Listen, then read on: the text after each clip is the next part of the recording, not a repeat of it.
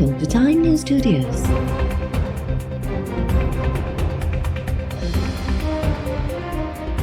You are watching 12 PM Bulletin.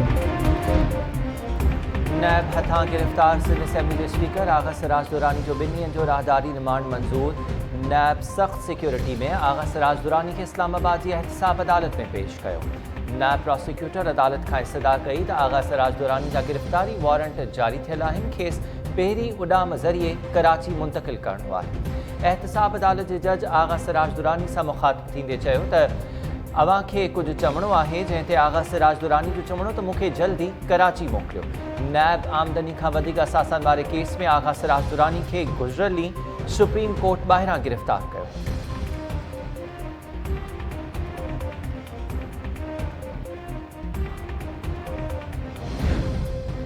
असां मुआशरे में टाइम बम लगाए छॾिया आहिनि। अहिड़नि बमनि खे नाकारा न कयो वियो त उहे फाटी पवंदा। सुद समाज जे वफ़ाक़ी वज़ीर फवाद चौधरी जो सियालकोट में इंसानियत सोज़ वाक़े ते ट्वीट बयान। फवाद चौधरी चयो त वक़्तु वारी जीअं हथनि मां निकिरी रहियो आहे, उन ते तमामु घणो ध्यानु ॾियणु घुरिजे। सियालकोट जहिड़ा वाक़िया 48 कलाकनि ताईं तकलीफ़ ॾींदा आहिनि, पोइ सभु कुझु नॉर्मल थी वेंदो आहे। इहो बेहिसी जे हिक वॾे तूफ़ान जो तसलसुल आहे, जंहिं असांजे अॻियां केतिरनि मुल्कनि में रत जा दरिया वहाए छॾिया।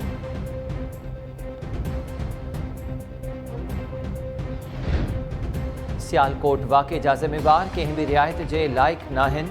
पंजाब के गवर्नर चौधरी सरवर सियालकोट वाक़े खे सॼी क़ौम लाइ शर्मसारी जो कारण करार ॾींदे चयो आहे त वज़ीर आज़म पाण जांच जी निगरानी करे रहियो आहे। वाक़े में मुलविस माण्हुनि खे कानून पटाईंदड़ सज़ा ॾिनी वेंदी। पंजाब के वॾे वज़ीर उस्मान बोज़दार जो चवणु आहे त श्रीलंकन जनरल मैनेजर खे बेरहमी सां मारींदड़ जवाबदार इबरतनाक सज़ा खां न बची सघंदा। इंसाफ़ हर सूरत में थींदो ऐं थींदे नज़र बि ईंदो। वहशत ऐं बरबरीअ जो मुज़ाहिरो कंदड़नि सां का बि रिआयत न कई वेंदी।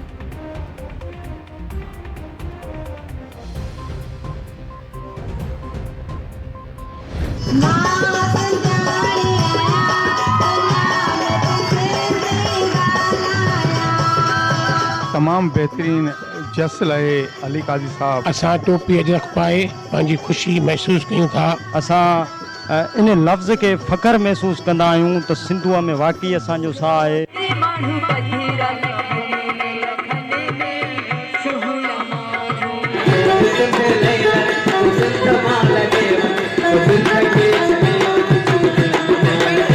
अली काजी साहब के वाधायूं हुजनि। ॾाढी ख़ुशी थींदी आहे इन ॾींहं ते। बुज़ुर्ग, ॿार, नौजवान सक़ाफ़ती लिबास पाइनि था, अजरक पाइनि था, टोपी पाइनि था।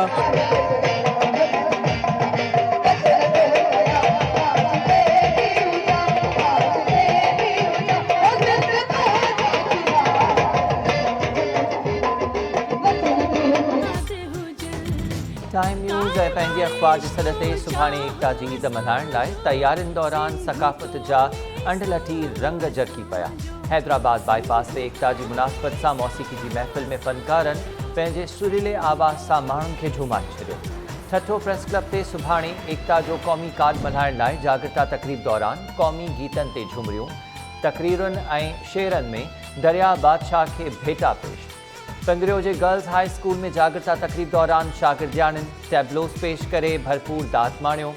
हथ जे हुनर ऐं सक़ाफ़ती शयुनि जो बिनुमा। नवकोट के प्राइमरी स्कूल में भी एकता जा खूबसूरत रंग जरकी पिया। कंडियारो में एकता तक़रीब दौरान ॿारड़ा भी सक़ाफ़ती रंगनि में रंगजी विया। वाही पांदी के स्कूल में एकता जागृता तक़रीब दौरान शागिर्दनि तरफ़ां सिंध अमर सां बेइंतिहा मोहब्बत जो इज़हार। असां वटि असांजी सुञाणप अजरक आहे, बि पग आहे, मथो ढकल लाइ कोन्हे, इज़त आहे।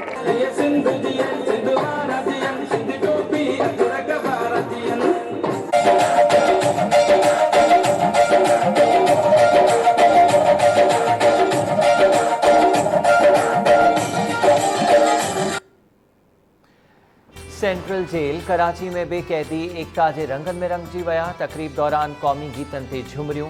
कराची यूनिवर्सिटी में सिंधी शोबे के शागिर्दनि ऐं शागिर्दियाणियुनि तरफ़ां एकता जागृता रैली कढी वई। सक़ाफ़ती वेस ओढ़ियल शागिर्दनि जूं क़ौमी गीतन ते झुमरियूं। हैदराबाद में ऑटोबान रोड खां प्रेस क्लब ताईं जागृता रैली कढी वई।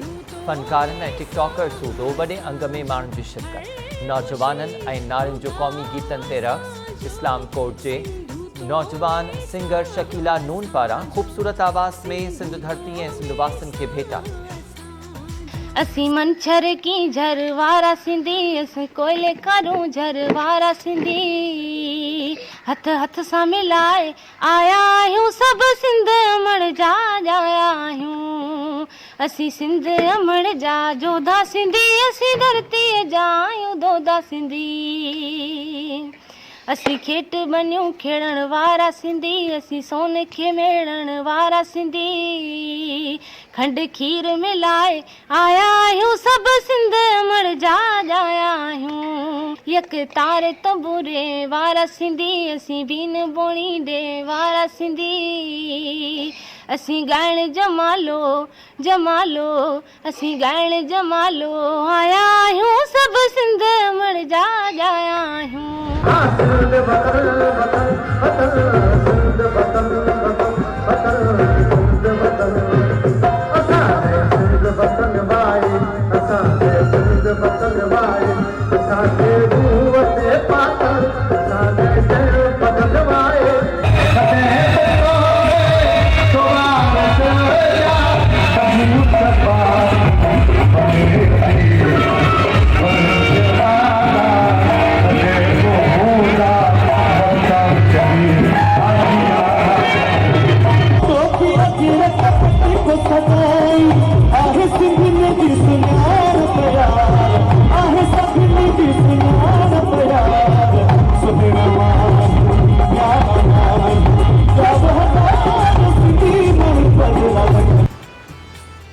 दुबई में एकता जी मुनासिबत सां सिंधवासियुनि जो वॾो कार्ड।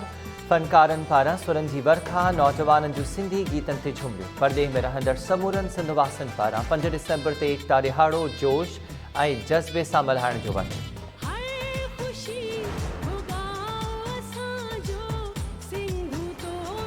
ये सिंध जी ये सिंध वारा जियन, सिंधी टोपी अजरक वारा जियन। जोत जलाइण वारा सिंधी, ऐं खाक गसोन बणाइण वारा सिंधी।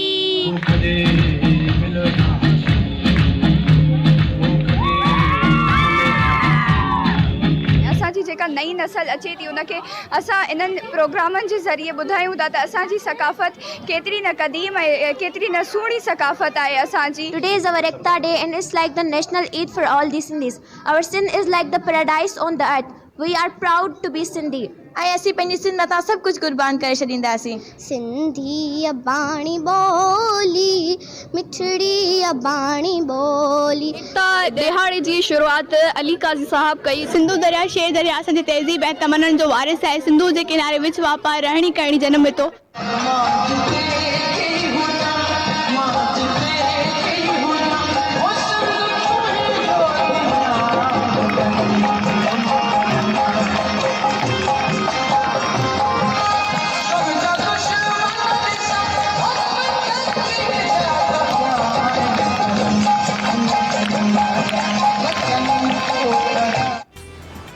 ऐं ॿारनि तरफ़ां बि एकता जी क़ौमी ईद मल्हाइण लाइ तयारियूं तेज़। सकाफ़ती वेस ओढ़ियल ॿारनि तरफ़ां टाइम न्यूज़ सां शेयर कयल वीडियोज़ में धरती सां मोहबत जो इज़हार।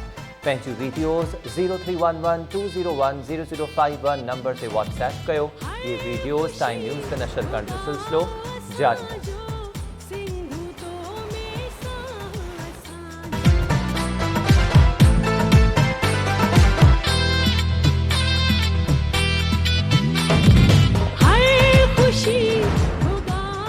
अस्सलामु अलैकुम। टाइम न्यूज़ सां गॾु मां आहियां हमीद शेख। हेडलाइन्स ज़माने थियूं, तफ़सीली ख़बरूं हिन ब्रेक खां पोइ।